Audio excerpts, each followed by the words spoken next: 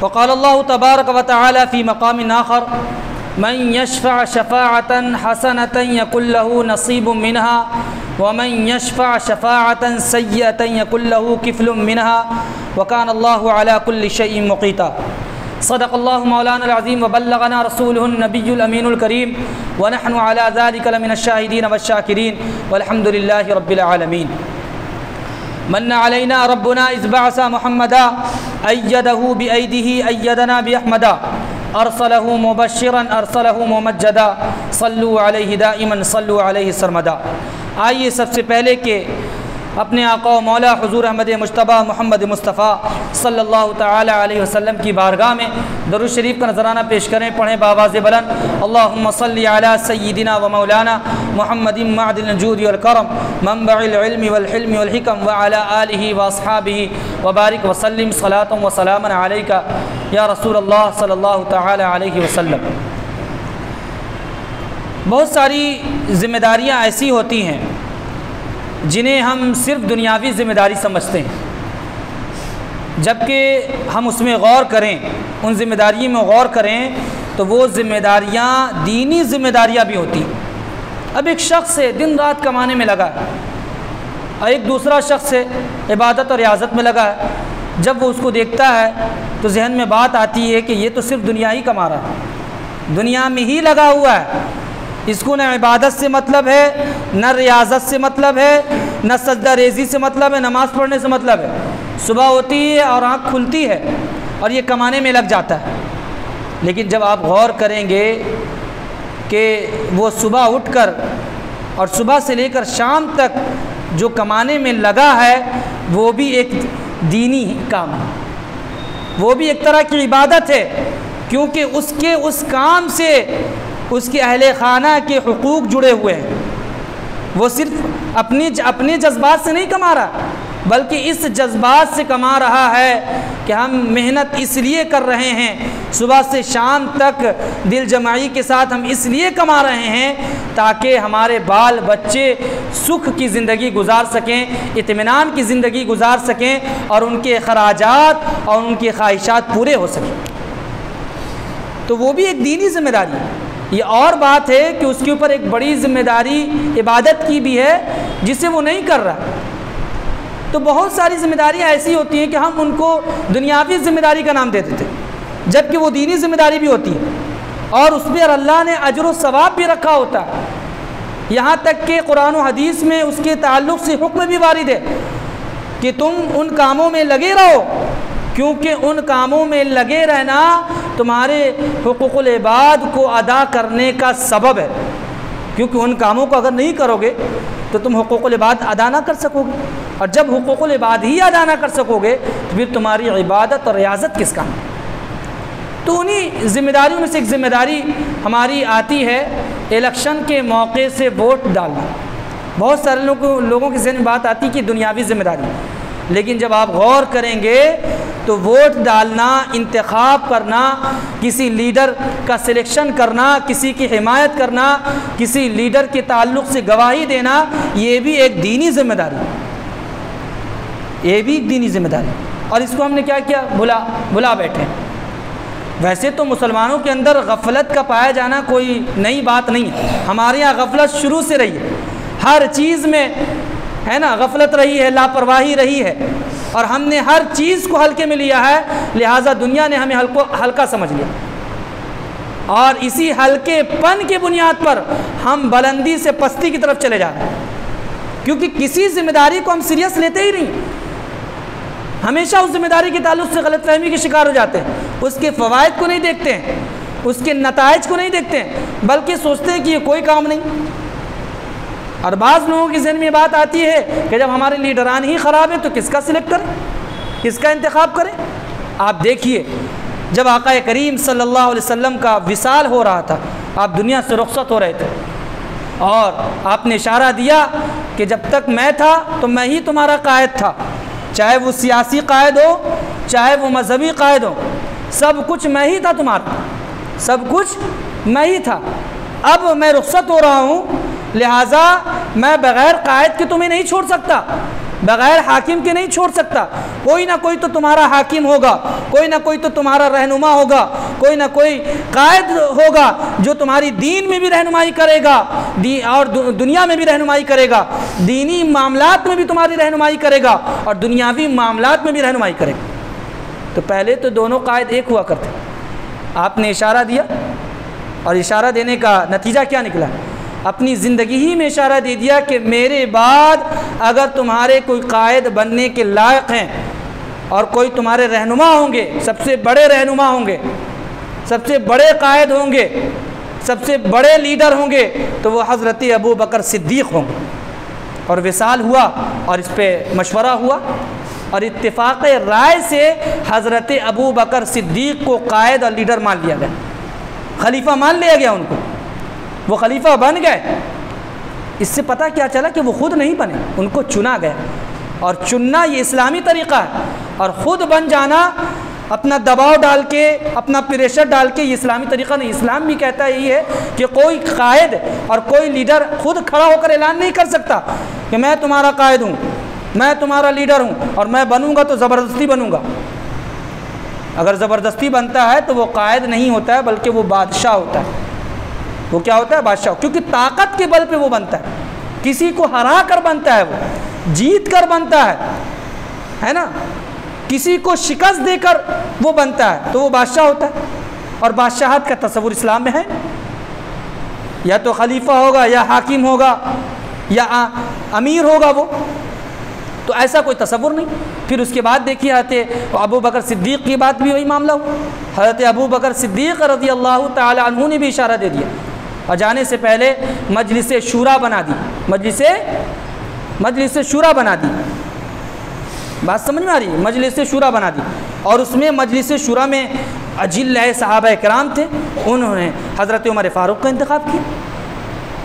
تو یہ بات ذہن نشین ہونی چاہیے کہ ووٹ ڈالنا, انتخاب کرنا, کسی لیڈر کا سلیکشن کرنا, اس کو سلیکٹ کرنا, یہ دینی ذمہ داری ہے اور یہ ہر کسی کو نبھانے کی کوشش کرنی چاہیے. جب اس کی عمر ہو جائے تو وہ نبھانے کی کوشش کرے اور دینی ذمہ داری اور دنیاوی ذمہ داری سمجھتے ہوئے نبھائے. آج عالم یہ ہے کہ ہم بہت زیادہ لاپرواہ ہیں. اس معاملے میں تو لاپرواہی کی آپ کی مثال نہیں مل سکتی ہے, جبکہ ہمارے مد مقابل جو قومیں ہیں ان کے اندر اتنی بیداری ہے کہ بیماری کے عالم میں بھی اٹھ کر جاتے ہیں اور اس ذمہ داری کو سمجھتے ہیں اور جا کے ووٹ ڈالتے ہیں. اب آپ کہیں گے کہ یہ اسلامی ملک تو ہے نہیں تو ہم کیوں کریں؟ ایسا نہیں ہے. یہ جمہوریت کہاں سے آئی؟ یہ جمہوریت کا پتہ کہاں سے ملا؟ جمہوریت کا پتہ اسلامی شریعت سے ملا, کیونکہ اس سے پہلے جمہوریت کا تصور نہیں تھا. یہ جمہوریت کا تصور اور جمہوریت کا خیال اور جمہوریت کی جو سوچ ہے وہ اسلامی شریعت نے دی ہے کہ اگر کسی کو قائد بننا ہے تو پہلے عوام کو راضی کرنا ہوگا, عوام کی حمایت حاصل کرنی ہوگی, پہلے خدمت کرنے کے بعد اپنے آپ کو اہل ثابت کرنا ہوگا, تب جا کے عوام تمہارا سلیکشن کرے گی. آج یہی ہوتا ہے, الحمدللہ یہی ہوتا ہے. یہ اور بات ہے کہ ان سارے معاملات میں دھاندلی بہت ہوتی ہے, دھاندلی فراڈ بہت ہوتا ہے, لیکن پھر بھی ذمہ داری ختم نہیں ہوتی ہے نا. یہاں جو جمہوریت ہے, یہاں حکومت عوام کی, جمہوریت کا معنی کیا ہوتا ہے؟ جس میں عوام کی حکومت ہو, عوام سلیکٹ کریں, عوام انتخاب کریں, یہ عوام کی بڑی ذمہ داری ہوتی ہے. اور وہ آزادانہ طور پر رول کے اندر رہ کر, اصول کے اندر رہ کر زندگی گزارتے ہیں اور اپنا پسندیدہ لیڈر چنتے ہیں, یہ ان کا حق. مذہب اسلام نے شہری حقوق بھی بیان کیے. شہری حقوق کیا ہے؟ کہ ہم جس کنٹری میں رہ رہے ہیں اس کنٹری سے محبت کریں, اس کنٹری کی کسی چیز کو نقصان نہیں پہنچائے, اس کنٹری کی کسی پراپرٹی کو نقصان نہیں پہنچائے. اور ایک حق یہ بھی ہے کہ جب لیڈر کے انتخاب کا وقت آئے تو امانت داری سے صحیح لیڈر کا انتخاب کریں, صحیح لیڈر کا انتخاب کریں. یہ بھی شہری حق ہے. اس کو ہم حق نہیں سمجھتے, یہ رائٹ نہیں سمجھتے, کیونکہ اگر رائٹ سمجھتے ہوتے تو جس دن ووٹنگ ہوتی ہے اس دن ہم ذمہ داری کے ساتھ ووٹ کرتے اور انتخاب کرتے اور سلیکٹ کرتے. یہ ہر کسی کو پتہ ہے, ہر پڑھنے والے کو, ہر سمجھنے والے کو, ہر عقل والے کو پتہ ہے کہ یہ رائٹ ہمارا حق ہے, ہر شہری کا حق ہے, ہر ناگرک کا حق ہے, ہر باشندے کا حق ہے کہ وہ سلیکشن کرے, سلیکٹ کرے, انتخاب کرے, چوز کرے, یہ اس کا حق ہے. لیکن ہم اپنے حق کو گوا دیتے ہیں, چھوڑ دیتے ہیں. اب ذرا دیکھیں کہ اسلام میں کیا کہا گیا اس کے بارے میں۔ قرآن مقدس کی آیت کریمہ، ان اللہ یأمرکم ان تؤدوا الامانات الی اہلہا، کہ بے شک اللہ تبارک و تعالی تمہیں حکم دیتا ہے کہ امانتیں ان کے مستحقین تک پہنچا دو، جو تمہارے پاس امانتیں ہیں، جو ان کے اہل ہیں، جو ان کے حقدار ہیں، ان تک پہنچا دو۔ اب کسی کا انتخاب کرنا یہ بھی امانت ہے، اور جو اہل ہے وہ کھڑا ہوا ہے، کوئی آئے گا مجھے سلیکٹ کرے گا، کوئی آئے گا میرے حق میں گواہی دے گا، کوئی آئے گا مجھے چوز کرے گا، یہ امانت اپنے پاس رکھے ہوئے ہیں۔ اسی لیے کہا جاتا ہے کہ یہ ووٹنگ جو ہے نا، یہ اس کی 3 کوالٹی ہے، 3 خوبیاں جو ہم ووٹنگ کرتے ہیں، جو سلیکٹ کرتے ہیں اور جو انتخاب ہم کرتے ہیں، اس کی 3 خوبیاں۔ ایک تو یہ شہادت ہے، یہ شہادت ہے، اور دوسرا یہ اس کے اندر کوالٹی کہ یہ شفاعت بھی ہے، اور تیسرا یہ کہ وکالت بھی۔ اب شہادت اس معنی کر کے کہ شہادت کا معنی ہوتا ہے گواہی دینا، گویا کہ آپ ووٹ کر کے گواہی دے رہے ہیں، گواہی دے رہے ہیں کہ جس کو ہم ووٹ کر رہے ہیں، جس کو ہم ووٹ دے رہے ہیں، جس کو ہم سلیکٹ کر رہے ہیں، جس کو اپنا لیڈر ہم بنا رہے ہیں، وہ اہل ہے اور لائق ہے اور فائق ہے اور خدمت گزار ہے، قوم کا ہمدرد ہے۔ یہ آپ نے گواہی دے دی، اس کے اندر جذبہ ہے، اور صرف جذبہ نہیں بلکہ اس کے اندر تجربہ بھی ہے کہ قوم کی کیسی خدمت کرنی ہے، قوم کو سہولیات کیسے فراہم کرنا ہے، کیسے جو سٹیزنز ہیں ان کی حقوق کیا بنتی ہیں، ان کو کیا کیا چیزیں مہیا کرنی، یہ اس کو پتہ ہے۔ تو ہم نے گواہی دے دی، ووٹنگ کیا گواہی دے دی۔ اور دوسری کوالٹی ووٹنگ کی یہ ہے کہ یہ شفاعت ہے، شفاعت بمعنی سفارش، یعنی آپ پیروی کر رہے ہیں اس شخص کی کہ یہ شخص سب سے بہتر، یہ ہمارے حق میں بہتر ثابت ہوگا، یہ اچھا ثابت ہوگا، ہم اس کے بارے میں اچھی امید رکھتے ہیں، یہ ضرور قوم کی خدمت کرے گا، یہ ضرور ہماری سماجی مسائل کو حل کرے گا، یہ ضرور ہمارے پرابلمز کو دور کرے گا، یہ آپ نے سفارش کر دی۔ اور تیسری کیا ہے؟ تیسری اس کی کوالٹی یہ ہے کہ یہ وکالت بھی۔ وکالت کس معنی کر؟ مشترکہ طور پر، اجتماعی طور پر، صرف اپنی وکالت نہیں۔ بہت سارے لوگ ووٹ کس لیے دیتے؟ اپنے فائدے کے لیے دیتے، جبکہ صرف اپنے فائدے کے لیے، صرف یہ سوچ کر اپنے فائدے کے لیے دینا درست نہیں، ذاتی فائدے کے لیے، کسی لالچ میں۔ اسی لیے دیکھیے جب ووٹ کی قسمیں بیان ہو گئی کہ یہ گواہی بھی ہے، تو آپ بتائیے کیا کبھی لالچ میں یا پیسے کے بدلے گواہی دی جا سکتی ہے؟ یا درست ہے؟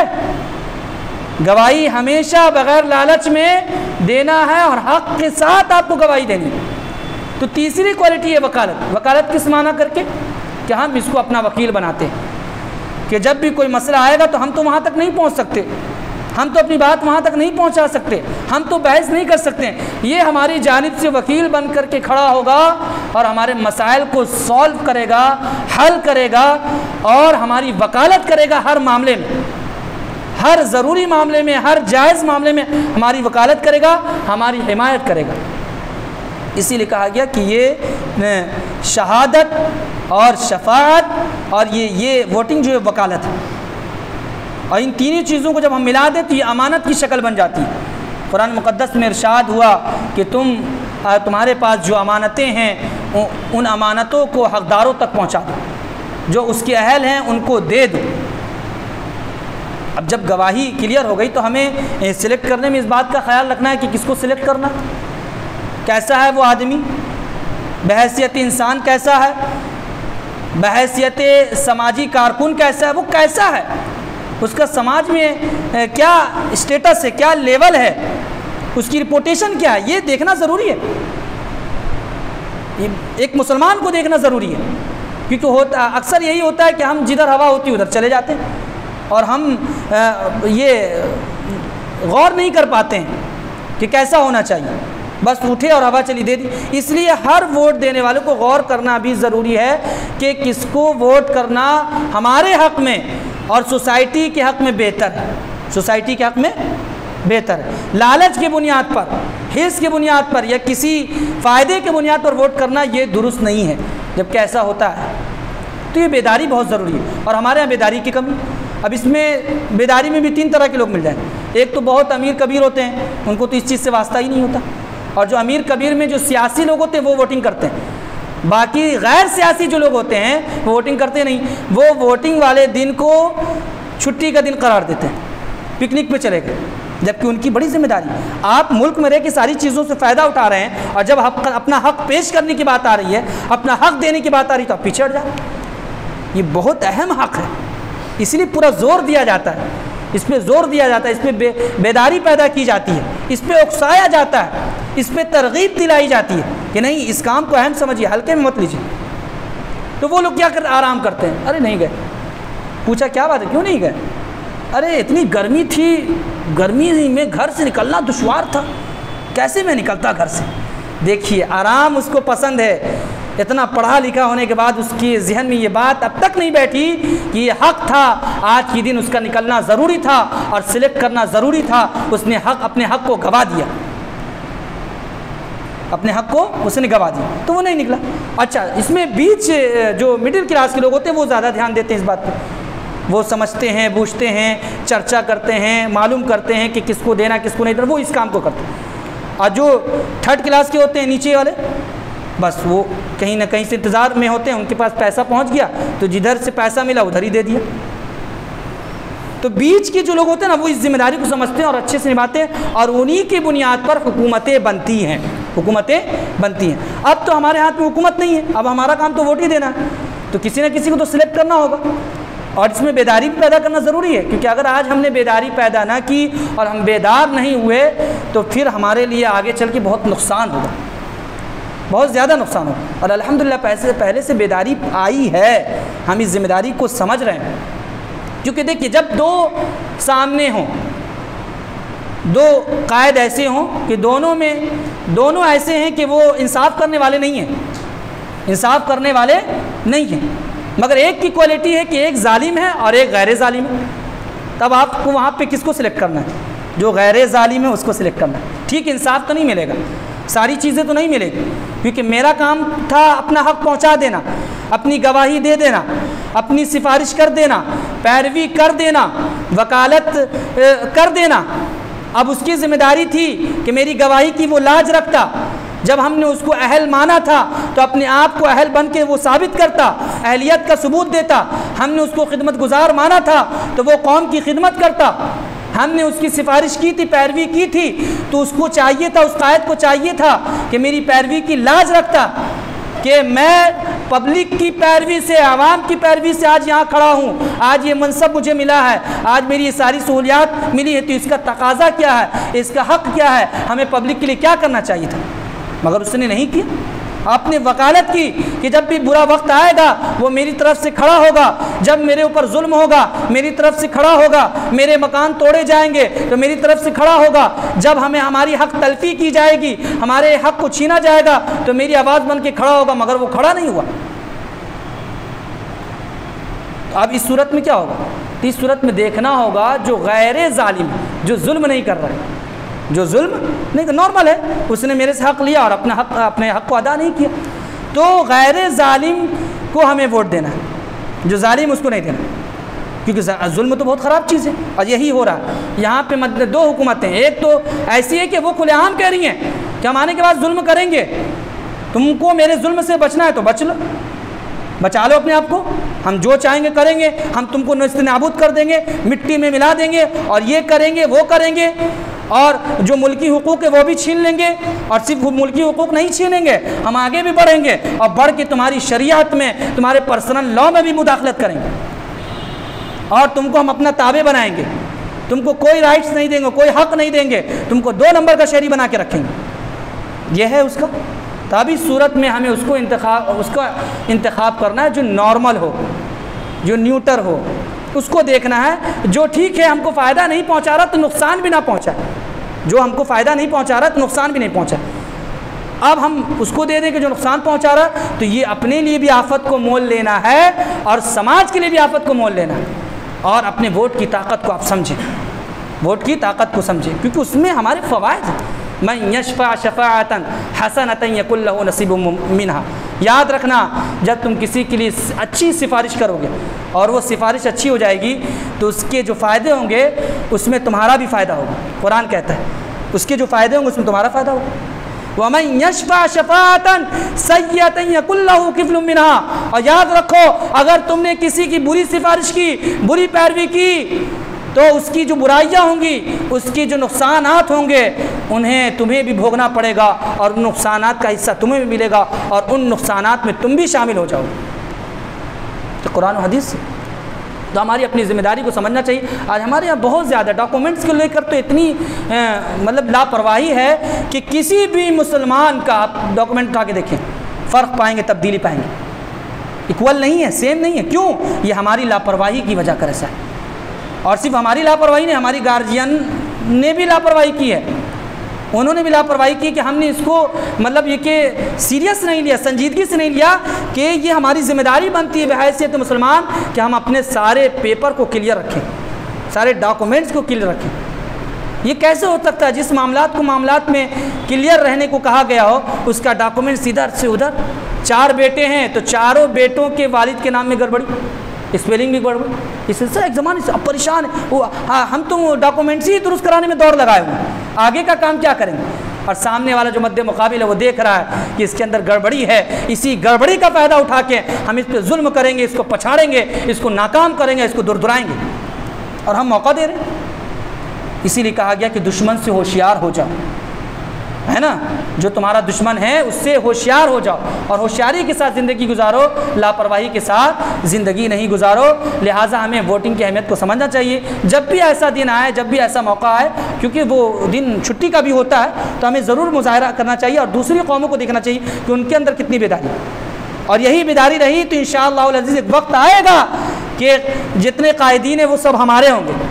پہل کرنے سے ہوتا ہے نا، ہم پہلے ہی سوچ لیں میرا کوئی قائد ہی نہیں ہے، کوشش کرنے سے ہوگا۔ ایک وقت آئے گا کہ ہمارے ہی درمیان سے کوئی نکلے گا، اور نکل کر پھر قوم کی قیادت کرے گا، اور قوم کی ضرورتوں کو پورا کرے گا، اور قوم کے مسائل کو حل کرے گا، انشاءاللہ ضرور کرے گا۔